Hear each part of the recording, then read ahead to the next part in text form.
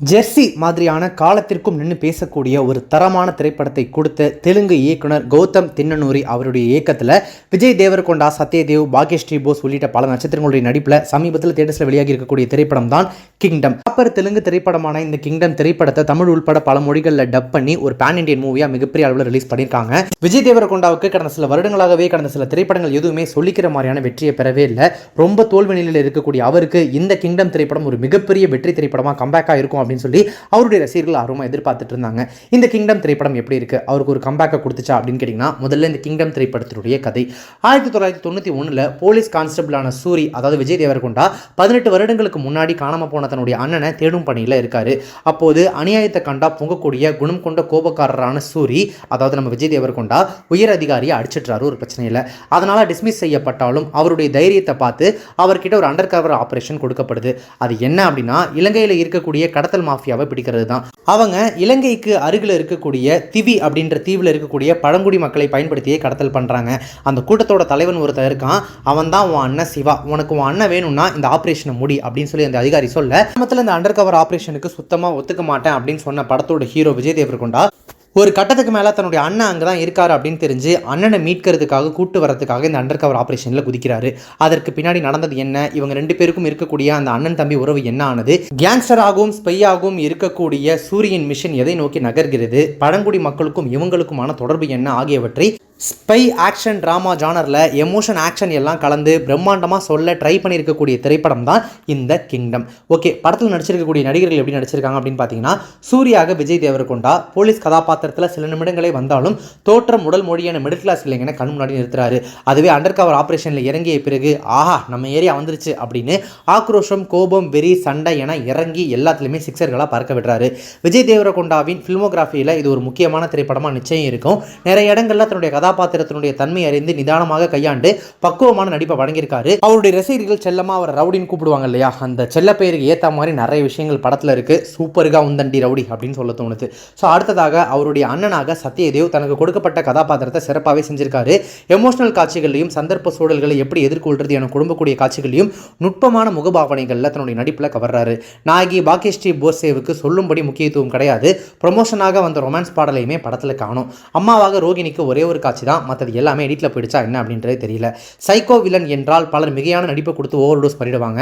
ஆனால் முருகன் கதாபாத்திரத்தை ஏற்று நடித்திருக்கக்கூடிய வெங்கடேஷ் மிகச் சிறப்பான நடிப்பை கொடுத்து தெலுங்கு சினிமாவில் தன்னுடைய கொடியை நட்டிருக்காரு. ஈழத்தமிழையும் தெலுங்கையும் கலந்து பேசக்கூடிய முருகன் கதாபாத்திரம் பல படங்களில் நம்ம பார்த்து பழகினது தான். ஆனால் அதை தனிச்சு காட்டுறது வெங்கடேஷ் அவருடைய நடிப்பு தான். ஓகே, இந்த கிங்டம் திரைப்படம் தொழில்நுட்ப ரீதியாக, அதாவது டெக்னிக்கல் ஆஸ்பெக்ட்ஸில் எப்படி எடுக்கப்பட்டிருக்கு அப்படின்னு பார்த்தீங்கன்னா, ஒளிப்பதிவாளர்கள் கிறிஷ் கங்காதரன், ஜோமோன் டி ஜான் ஆகிய இருவருமே படத்தினுடைய பிரம்மாண்டத்தை காட்டுறதுக்கு அசுரத்தனமாக ஒரு உடைப்பை போட்டிருக்காங்க.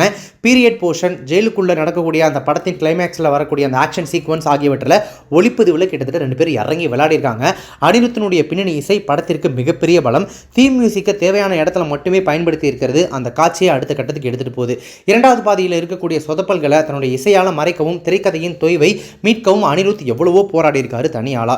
எடிட்டர் நவீன் நூலியும் கிங்டமின் கிரீடம் விழாமல் காப்பாற்ற முயற்சி பண்ணியிருக்காரு.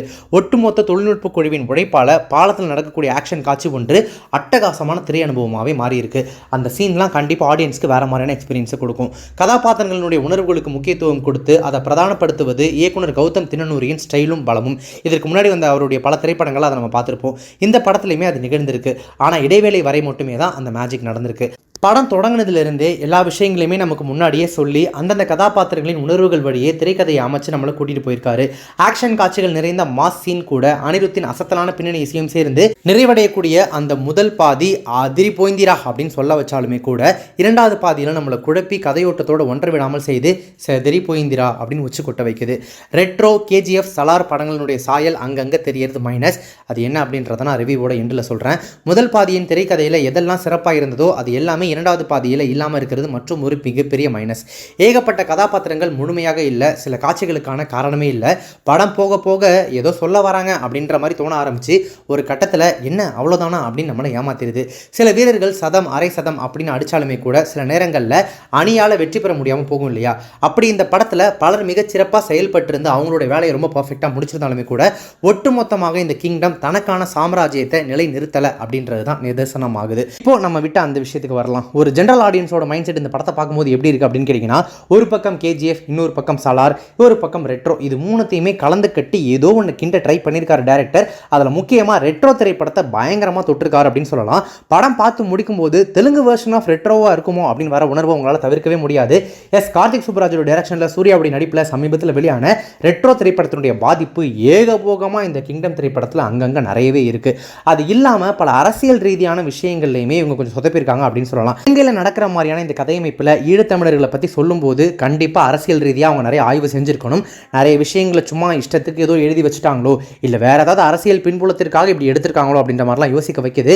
ப்ராப்பராக அரசியல் தெரிஞ்சவங்க படம் பார்த்தாங்கன்னா கண்டிப்பாக கோவப்படாமல் இருக்கவே மாட்டாங்க அப்படின்றதையும் சொல்லலாம். ஓவரால் இந்த கிங்டம் திரைப்படம் தேட்டரில் போயிட்டு பார்க்குற அளவுக்கு ஒர்த்தா அப்படின்னு கேட்டிங்கன்னா, நான் ஆரம்பத்திலே சொன்ன மாதிரி ஒரு டீமில் ஒருத்தர் 2 பேர் நல்லா பர்ஃபார்ம் பண்ணி மட்டும் ஒன்றும் பண்ண முடியாது. ஒட்டுமொத்த டீமுமே நல்லா பர்ஃபார்ம் பண்ணால் தான் அந்த டீம் ஜெயிக்க முடியும் இல்லையா? விஜய் தேவரகொண்டா, சத்யதேவ் இவங்கள மாதிரி ஆட்களுடைய சிறப்பான நடிப்பு, தொழில்நுட்ப ரீதியாக ஒளிப்பதிவு அப்படி இப்படின்னு சொல்லி தூக்கி தாங்கி பிடிச்சிருக்கக்கூடிய அந்த டெக்னிக்கல் அஸ்பெக்ட்ஸ் இதெல்லாம் இருந்தாலுமே கூட திரைக்கதையில் பயங்கரமாக சொதப்பிருக்காங்க. படம் ப்ராப்பராக எழுதப்படவே இல்லை அப்படின்றதுனால கட்டத்துக்கு மேலே பார்க்குற ஆடியன்ஸை டயர்ட்லையும் டயர்டு முரட்டு டயர்ட் ஆக்கிடுது. ரெட்ரோ திரைப்படத்துக்கும் இந்த படத்துக்கும் நிறைய ஒற்றுமைகள் இருக்குங்க. ரெட்ரோ திரைப்படத்தில் சூர்யா பூஜா ஹெக்டே அதாவது தன்னுடைய காதலியை தேடி ஒரு இடத்துக்கு போவார். அங்கே மக்கள்லாம் அடிமையாக இருப்பாங்க. அங்கே போனதுக்கு அப்புறம் தான் இவருடைய உடம்புல இருக்கக்கூடிய ஒரு மச்சத்தை பார்த்துட்டு ஆஹா இவர் தாண்டா நம்மளை காக்க வந்த தேவன் அப்படின்னு சொல்லி மக்கள் அவர் கொண்டாடுவாங்க. அவரும் அந்த மக்களை காப்பாற்றி கூட்டிகிட்டு வருவார். இங்கே கொஞ்சம் பட்டிட்டிங்கரிங் பார்த்துருக்காங்க.